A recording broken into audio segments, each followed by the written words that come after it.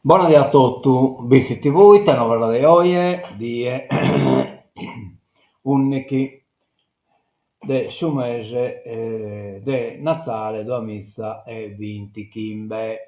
Bene, bene, bene, bene. Cominciamo diretto da Sadie, cominciamo, ecco qua, Sadie si presenta di voi, si presenta, limpia, che lo limpio, carchino che da questi scampianne, come una passata da pena, ma pacca roba proprio in cui impara niente, un'altra vediata da posa corso e andiamo da innanzi, ite non era su Saravallo, oggi carchinoghedda su cominzo, poi spariti e praticamente spalazzato poi tutto là dietro, attacco oculare, un pacca di notte, 14 gradi al massimo, 7 gradi minimo. Crasa, diede che Napora, abbiamo 3 gradi temperatura massima, 7 gradi temperatura minima e insomma mezzo cocolato viene da Sason alla mezzodia e poi un pacco spalazzata. Bene, cominciamo danno un toccamento e dolo che appunto non puoi dare che non hai soldato in schina Giovanna Foisi con Nota Ninetta, Lore de Margherita, Merziole Attilio, è morta a 70 anni in Firenze, è insegnante e poi impiegata poi nell'ufficio del lavoro.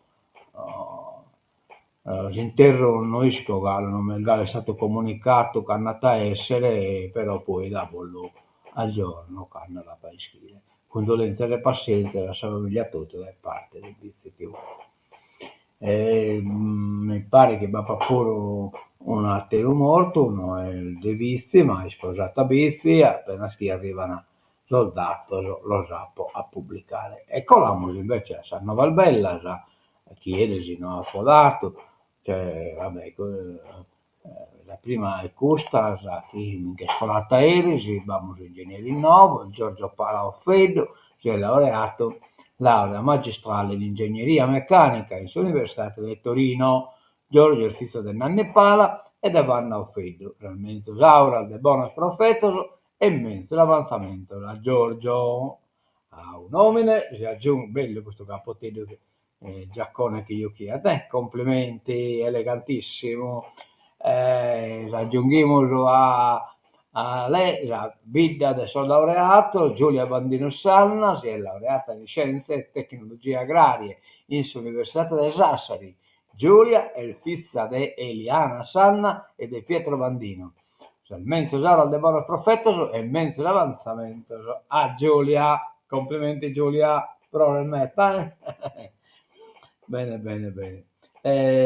Andiamo a stoccamento de evento schibate Saida, consigli contro le truffe agli anziani e non, che Napoli Doichi, de Natale, a Sa 7 in sul salone de Probania, l'associazione Archivos in collaborazione con l'Arma dei Carabinieri di Bitti.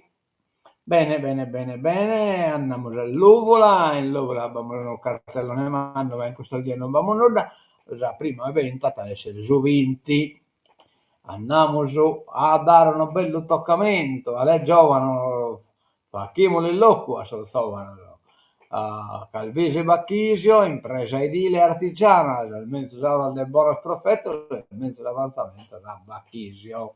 Complimenti Carchesovano, si schittata e speriamo che si schitte pure la Bitese, chi ha da giocare chi sul San Marco in stadio De Vizi e domenica 14 a Sa Strese, stadio per vorrei Bitti, mi dispiace di non vi essere, io che ho fatto dare la diretta, ma che so, in Domus Bombas a che è una manifestazione contro Salbombas che si in Sardegna.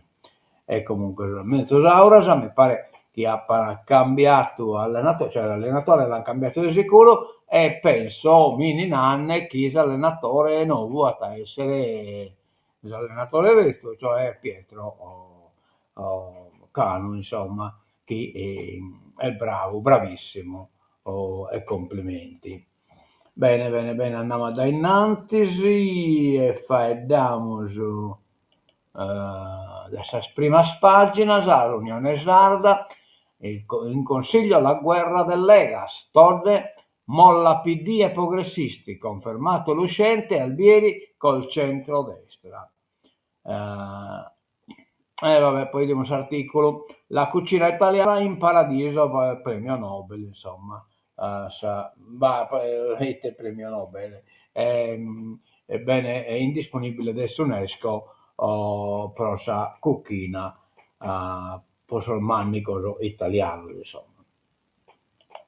La Nuova Sardegna, nervittese, trattore del PD, il caso Egas, scuote il campo largo. Albieri è riconfermato, ma è polemica. Il segnale alla Presidente, Consiglio senza numero legale 4 volte. Meloni, nella realtà prima comuni e sanità, faremo fruttare il tesoretto, cioè è riferita sul tesoretto. Il tesoretto non è mai tu non devi, tu che hai assistito italiano chi in Sardegna e chi non è stato tornato manco tutto, ma ha tratteso la tangente 300 milioni di euro, è stato. Andiamo adelante, orto bene, fogne e depurazione, la giunta Feno respinge le accuse, no, che ha tutta una guerra tra, insomma, in consiglio comunale tra opposizione e maggioranza, ma questa pagina non è sprocurso, ma è pro. A 5 anni dall'alluvione Bitti si è data da fare, spesi 30 milioni di euro per la ricostruzione. Prima di Natale abbiamo già fatto un'intervista che su Sinnico, sto aspettando chi deve essere già data. Il 28 novembre 2020 il paese scontò 3 morti e gravissimi danni in tutto il territorio. Bitti 30 milioni già spesi in 5 anni, altri 90, le risorse sono frutto di diversi strumenti finanziari tra nazionali, regionali ed europei da investire per un maxi piano di mitigazione del rischio idrogeologico. Si tratta del primo vero intervento di messa in sicurezza definitiva del paese. Bitti è un paese che si rimette in piedi, non era affatto scontato né tantomeno semplice, ad un lustro di distanza dall'alluvione che il 28 novembre 2020 ha causato 3 morti e gravi danni, non si è rimasti a guardare il disastro, tanti gli interventi programmati e realizzati per evitare la furia dell'acqua, che la furia dell'acqua possa di nuovo causare disastri in quella e di quell'entità. Il paese di Bitti, tra i primi comuni della Sardegna, si è dotato finalmente di un piano di mitigazione del rischio idrogeologico. È stato un percorso lunghissimo e articolato, con numerosi ostacoli dovuti a normative molto stringenti e spesso in costante aggiornamento, che inquadra però oggi una strategia chiara e definita per la messa in sicurezza del territorio, ha detto il sindaco Giuseppe Ciccolini. Avremo di fronte un lavoro imponente, dai tempi lunghi, con risorse ingenti e di cui gran parte già disponibili, che daranno avvio al raggiungimento di una nuova sicurezza per la nostra comunità, ha rimarcato il primo cittadino, che ha poi aggiunto: l'amministrazione comunale e i suoi uffici, in collaborazione con la regione e la protezione civile, sta mettendo in campo tutte le energie, nonostante i tempi delle azioni burocratiche siano sempre notevolmente articolati, per superare le numerose criticità che i cittadini di Bitti hanno affrontato e stanno ancora affrontando. Circa 27,8 milioni di euro risultano già spesi tra interventi portati avanti dal Comune, dalla Protezione Civile regionale, dal Consorzio di Bonifica della Sardegna Centrale, compresi gli interventi immediati di somma urgenza, circa 2 milioni di euro, tra ripristino, viabilità e sgomberi, ristoro, danni verso le attività di impresa e per le auto. Ammontano a circa 7 milioni di euro i fondi regionali già spesi dal Comune nei primi interventi post-calamità.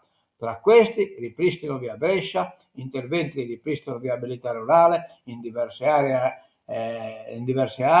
Argine, parte alta del Rio Cucureddu, Argine, parte bassa Rio Cucureddu, Rio Podda, messa in sicurezza via Tirso, messa in sicurezza via Aldo Moro, messa in sicurezza via Salvemini, messa in sicurezza via Cavallotti. Tra i 7 milioni ci sono poi gli interventi da circa 1,55 milioni delegati al Consorzio di Bonifica della Sardegna Centrale, ripristino Fontana de Iosso, ripristino canale tombato Fontana Iosso, messa in sicurezza tratto a monte via Cavallotti, sistemazione idraulica Ponte Macarronare lungo il Rio Giordano, intervento su frane in via Cagliari, via Leonardo da Vinci, ad integrazione dei progetti post-alluvione e con fondi di natura diversa sono stati poi eseguiti i seguenti interventi da 3,8 milioni di euro, ricostruzione e completamento Ponte Mormusa, strada Bitimamone, messa in sicurezza via San Tommaso, messa in sicurezza via Galilei. Del Comune di Bitti, in attuazione dell'accordo di concessione di finanziamento tra Regione e Direzione Generale della Protezione Civile e il Comune per un totale di 15 milioni di euro di fondi PNRR sono stati poi spesi complessivamente 8.570.000 euro. Hanno invece un valore di 6.430.000 euro gli interventi eseguiti dal Dipartimento di Protezione Civile in attuazione dell'accordo di concessione di finanziamento tra Regione, Direzione Generale della Protezione Civile e il Comune. Cioè ha controfatto, insomma, una cifra che assai potete arrivare fino a 100 milioni di euro. Se non vi arriva, vi amo andare a corso. Processo per la fuga di Raduano e scontro tra accusa e difesa. Questa cosa non finì mai, cioè praticamente finché si nuda e tutto lo schilano aiutato a canto parte. Sono in arrisco di galera di rovina, da super latitante a super testimone, nota bene, dell'accusa. Marco Raduano a febbraio verrà sentito al processo nei confronti di Antonio Mangia, Pietro Tolu di Orune, finiti a vario titolo nell'inchiesta condotta dal PM della DDA di Cagliari, Danilo Tronci, per favoreggiamento personale e procurata in osservanza di pena, aggravate dalla agevolazione mafiosa dopo la spettacolare evasione del boss del carcere di Valdecarro il 24 febbraio 2023. I due imputati, difesi dagli avvocati Ivano Lai e Giancarmelo Serra, sono stati gli unici delle 14 persone arrestate. Le altre sono già giudicate con rito abbreviato del gruppo di Cagliari ad aver scelto il rito ordinario. Ieri sono comparse davanti al tribunale presieduto da Elena Meloni, a latere Filippo Orani e Valentina Rostellato, e quindi praticamente hanno fatto tipo Emilia Libera e Savasta, poi si hanno accusato delle Brigate Rosse. Dai brigatista organizzatore sono diventato gole profonde e queste pure fa che da matessi cose. L'hanno aiutata comunque rischiata dello scondennare per la testimonianza sua. 40 tedofori piccaiata la fiaccola olimpica in tutta la città per portare la fiaccola olimpica. Sabato alle 18 l'arrivo del convoglio in via Trieste, la cerimonia alle 20 ai giardini. Gli atleti del comune sono Elias Sagheddu, Silvia Basolo e Gianmario Fancello. è picca, una saviacola, un po' un tretto, insomma, non so po' canto. Allora, prendersi cura, progetto di aiuto per sostenere chi assiste i familiari, questo famoso Scarigever, promosso da Solco con l'intervento di Fondazione con il Sud e 8 partner. Vabbè. Questo è eseguito combatto Ciriaco Carlo, Samuzzere, in Sassari, di una cosa del suo genere, abbiamo fatto uno convegno.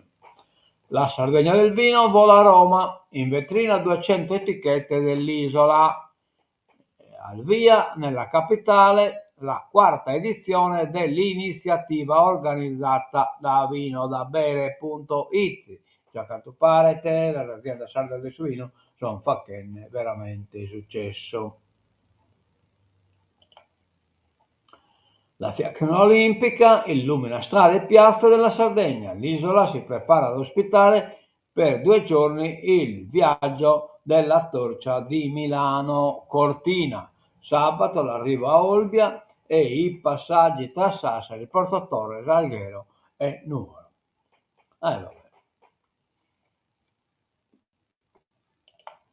Ostedoforo bisogna. E arriviamo alla telenovela. Todd sfida il PD sul caso Egas.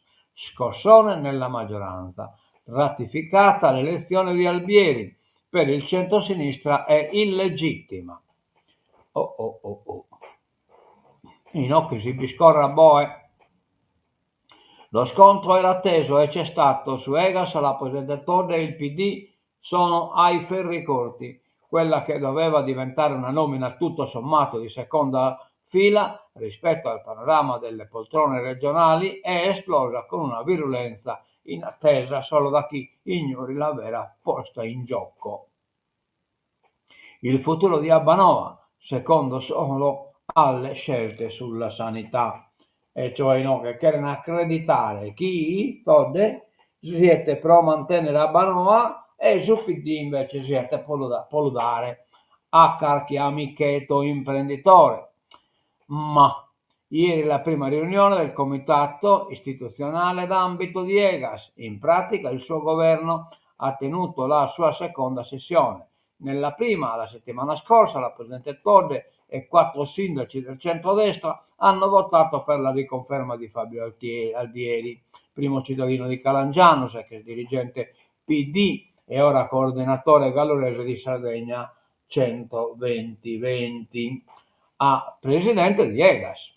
I 6 sindaci del centro-sinistra si sono astenuti e non hanno votato. Il consigliere anziano Settimonizzi ha rinviato a ieri il completamento della procedura di elezione, fortemente contestata da subito dal PD, che 2 giorni fa ha tenuto una unitaria riunione della direzione nella quale si chiedeva a Tolle di non andare avanti nella proclamazione di una illegittima nomina. Ieri la Presidente, che ha dichiarato di essere in possesso di un parere dell'Avvocatura dello Stato che darebbe a lei la ragione, ha continuato e ha proclamato eletto Albieri. A verbale la stessa Todde ha voluto precisare di voler ritenere il voto valido ma condizionato alla presentazione del bilancio consuntivo di Egas al 30 aprile del prossimo anno, lasciando intendere che Albieri è un presidente a tempo. Anche il sindaco di Gonnesa e dirigente PD Pietro Cocco è formalmente intervenuto ribadendo di non considerare legittima e valida la votazione, prendendo atto del voto e del fatto che lo stesso Albieri ha preso impegno in questa direzione del mandato a tempo. In assenza di dichiarazioni e spiegazioni da parte dello stesso Albieri, bisogna rifarsi alla cronologia dei suoi post sui social, dove in una prima versione dichiara, dopo i ringraziamenti e le frasi di rito, di essere stato eletto per un mandato triennale alla guida di Egas, e nella seconda versione depurata ringrazia il Consiglio istituzionale d'ambito e la Presidente della Regione Alessandra Todde per la fiducia rinnovata Proseguiamo sempre più determinati nel lavoro volto a rafforzare il sistema pubblico dell'acqua. Evidentemente nel pomeriggio qualcuno ha spiegato ad Albieri di non forzare la mano con il passaggio sul mandato triennale. Il danno però era già compiuto. Appena si è saputo della conclusione delle procedure di voto su Egas, tra la Presidente e il PD è sceso il gelo e le interruzioni dei lavori in Consiglio regionale sono state solo la parte visibile di uno scontro che non accenna a placarsi. La scelta di Todde su Albieri non nasce da un'improvvisa infatuazione su un sindaco che aveva alle sue spalle già 2 mandati da presidente di Egas, ma dalla riconoscenza politica che Todde doveva in qualche modo mostrare a chi nell'ultima seduta del precedente mandato ha accolto la tesi della Presidente dei suoi più stretti collaboratori sul percorso istituzionale, societario e legale per ridurre il capitale di Abbanoa dalla quota regionale. Egas da tempo sapeva di dover attuare questo percorso, come in una recentissima e dettagliata nota di alcuni giorni fa inviata al vertice del distretto idrografico. 2 dei massimi dirigenti di Egas hanno scritto a chiare lettere, ma ora, perché si è arrivati a novembre del 2025, a poco più di un mese dalla scadenza, chi ha rallentato l'avvio della procedura, visto che le carte, le opzioni, le scelte di fondo già 1 anno e mezzo fa erano sotto gli occhi dei decisori? E chi e perché non ha chiesto conto per tempo delle scadenze che Regione, Abbanoa e la stessa Egas avevano davanti? Rispondere a queste domande farebbe capire perché il bubbone Egas è esploso con questa virulenza. L'elezione di Albieri, indigesta al PD anche per i suoi trascorsi, potrebbe distogliere l'attenzione dalla vera partita, e cioè il futuro di Abbanoa e non il futuro dell'acqua pubblica, slogan buono per tutte le stagioni e valido per ogni interlocutore quanto vuoto. La rottura su Egas nasconde idee diverse su quale debba essere il miglior modo di gestire il sistema idrico integrato, su chi ne debbano essere i protagonisti, su quale ruolo debbano avere la regione e i comuni. Lo scontro non è sulla poltrona, per quanto ben remunerata, di Albieri, ma sulla politica dell'acqua e dei servizi ad essa connessi. Una partita che Todde, pur dialogando con primari player del settore, vuole giocare solo tra le mura amiche e quindi in che batta altre cose in parla di questa questione metta pericolosa. In Consiglio scatta la rappresaglia. Per 4 volte gli alleati fanno mancare il numero legale in aula e nella Commissione Sanità. L'opposizione all'attacco, governatrice sfiduciata dai suoi al suo debutto da assessora ad interim. Ecco qua. In abba bulluzzata chiaramente balanzo del pescatore, entrate, soldi in cassa a gennaio, la polemica invece è immediata. Campolargo e centrodestra si contendono i meriti dell'intesa che però ha un perdito 300 milioni di euro. Praticamente luce di De Goi 2026-2025 426 Kentu, 27 Kentu, 28 Kentu, 29 Kentu Kimbanta, e poi sto facendo con titolo definitivo 2026 e 2025 Kentu 70, poi a Terra 2026-2027 Kentu e Kentu, cioè Chiesa carica e soprate. Egas Todde scarica gli alleati e in Consiglio scoppia la guerra. Bartolazzi via, in crisi il modello dei tecnici. Il ben servito all'oncologo ha aperto in maggioranza la riflessione sugli assetti interni. quanto può reggere la maggioranza in regione con PD ed M5 Stelle che si guardano in cagnesco? E questa è la domanda regina che sta facendo il giro del palazzo, mentre lo scontro tra il primo e il secondo partito della coalizione ha raggiunto il suo picco. I malumori, al netto del caso Egas, boccone indigesto per Dem e progressisti, a preoccupare sono soprattutto gli equilibri in giunta. Ad aprile 2024 Alessandro Torri aveva imposto il proprio passo mettendo la bandierina su 3 assessorati chiave: sanità, trasporti e urbanistica, assegnati a figure tecniche. La motivazione suonava così: strappare alla politica deleghe tradizionalmente appaltate ai partiti favorirà il raggiungimento degli obiettivi, ma con il siluramento di Armando Bertolazzi, deciso dalla Presidente, e neanche 2 anni dalla nomina, quello schema è saltato. Qualcuno in maggioranza preferisce dire imploso. È imploso tutto into del 5 Stelle. Bene, pale eoliche nell'isola, Calderone e Pichetto, stop agli impianti. Caro bollette dal governo, un aiuto alle famiglie più deboli. Speculazione e paesaggio, alto là della ministra Cagliaritana al collega all'ambiente.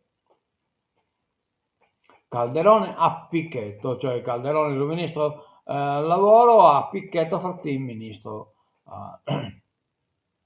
Al ministro Pichetto direi che non bisogna mettere troppe pale eoliche in Sardegna. Il messaggio è della cagliaritana Marina Calderone, ministra del lavoro, al suo collega all'ambiente Pichetto Fratin. L'occasione per il nuovo altolà, che questa volta coinvolge il governo nazionale, è il convegno sulla coesione a Roma. È il tema delle speculazioni nel settore delle rinnovabili che minacciano il paesaggio sardo, torna al centro della attenzione. Su questo fronte si prevedono nuove proteste.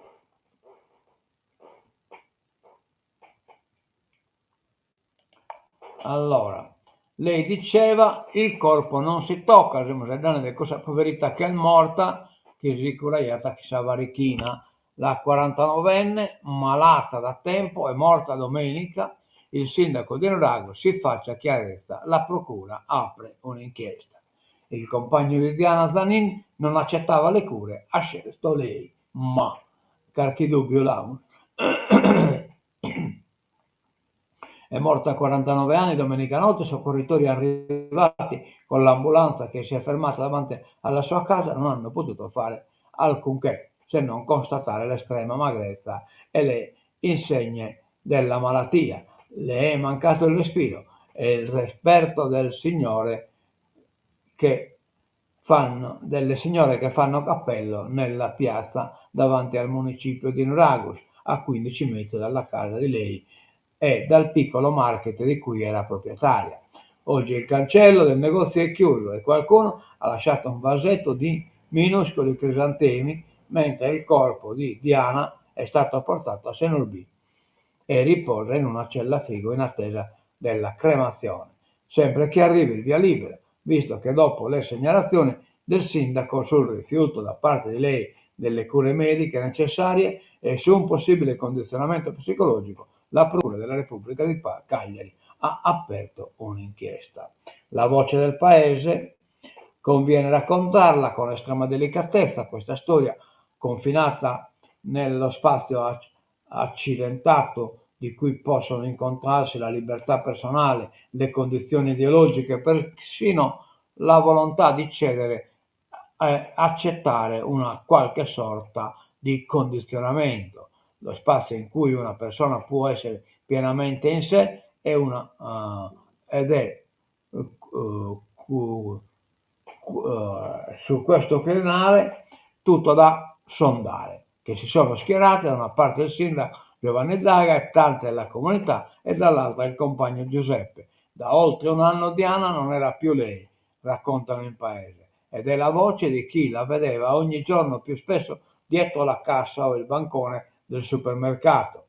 Raccontano che era diventata magra, da non reggersi in piedi, che aveva il ventre gonfio, che si nutriva soltanto di insalate e di frullati, c'è chi riferisce il monito di diverse amiche affezionate: se continui così muori.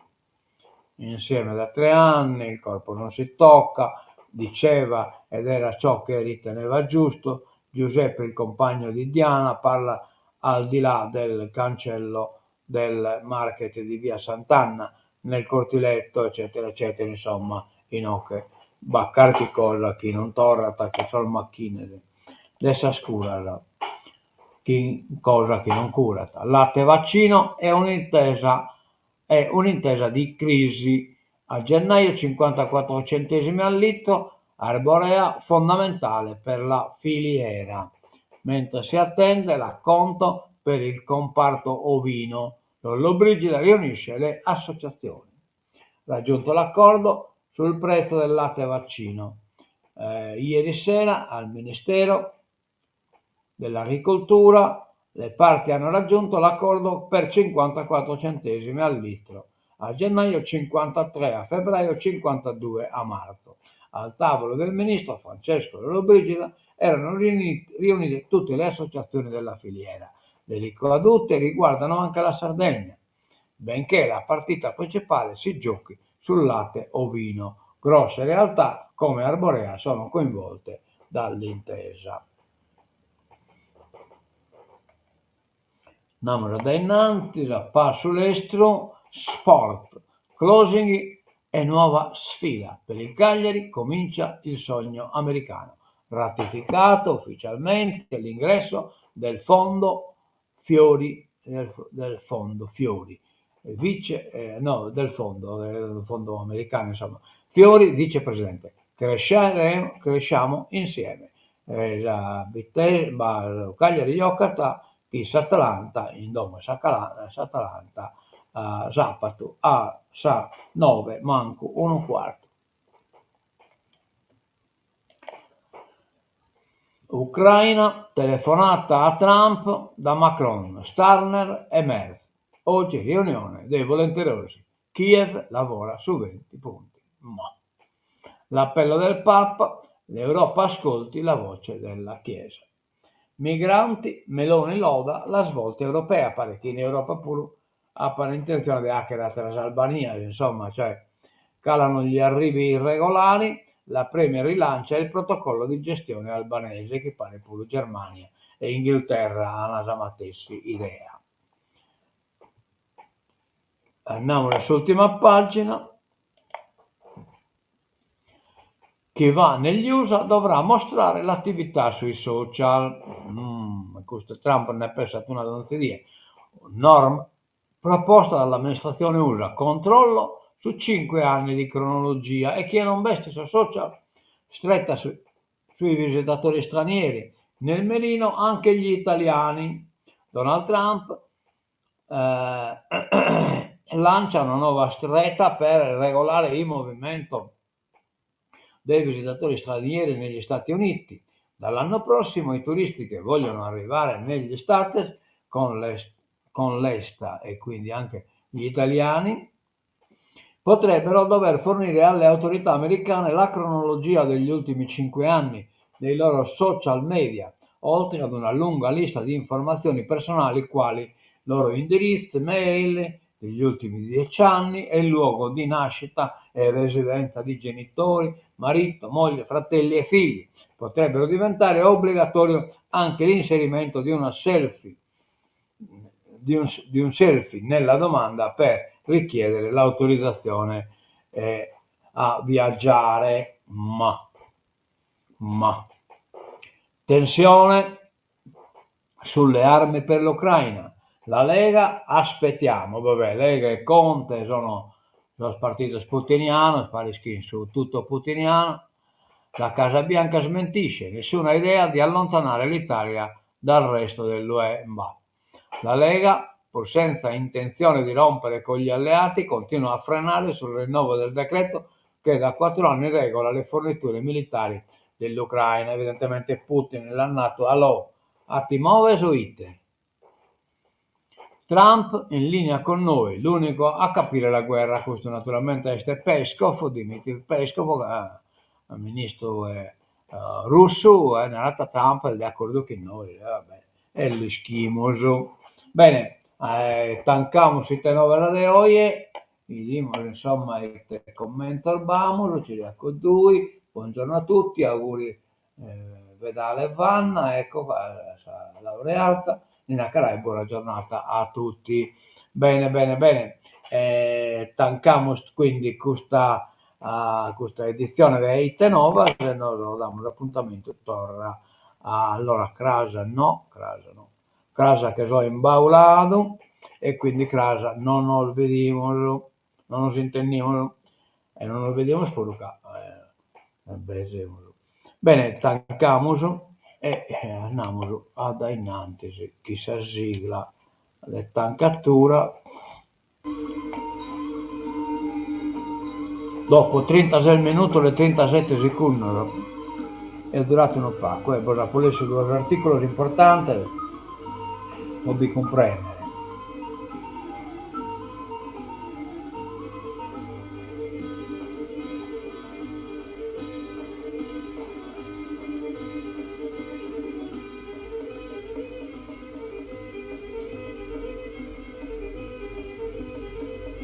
A menzo vedere di buon a tutto da Bizzi TV, adioso e menzo da Crasa.